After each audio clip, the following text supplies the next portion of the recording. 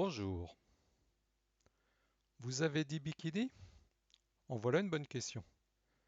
Aujourd'hui, une petite vidéo pour justement vous en parler. En illustration, vous avez reconnu la célèbre actrice de BD, Natacha. Natacha est née sous le crayon de François Walteri. D'abord parue dans le journal de Spirou, elle a enfin sa collection ad hoc en l'année suivante avec en numéro 1 Natacha, hôtesse de l'air. Mais revenons au sujet du jour et parlons de l'atoll de Bikini. Ça se passe en 1946. Premiers essais nucléaires de l'opération Crossroads, un an après le bombardement du Japon à 2 reprises.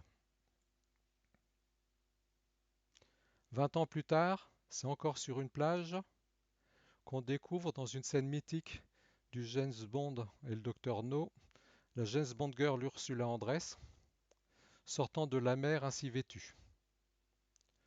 Très belle actrice. C'était 3 ans avant Natasha. Mais que s'est-il passé entre ces 2 années, 1946 et 1967, soit près de 21 années? 5 jours après le premier essai, Louis Réard invente le bikini en référence à cet atoll.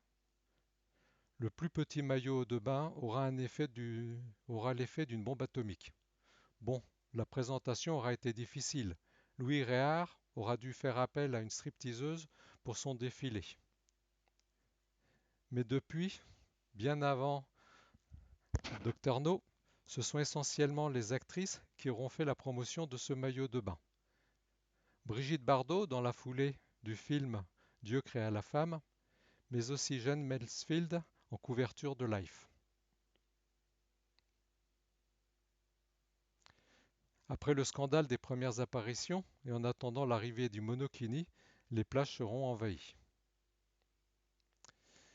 Mais si on remonte dans le temps, 200 ou 300 ans avant Jésus-Christ, comme en attestent les mosaïques trouvées dans la Villa del Casal, on s'aperçoit que la tenue était déjà usitée à cette époque. Mais bon, en 2006, on célébrait les 60 ans du bikini, ce qui m'a inspiré un billet dont vous trouverez le lien sous la vidéo. On considérera donc 1946 comme son année de naissance.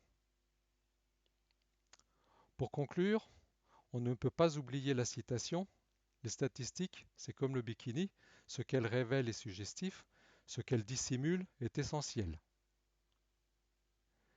Citation à attribuer à Aaron Levenstein. Ce sera tout pour aujourd'hui.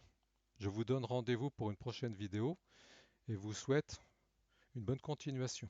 Bien à vous, Louis Châtel, le 5 juillet 2021.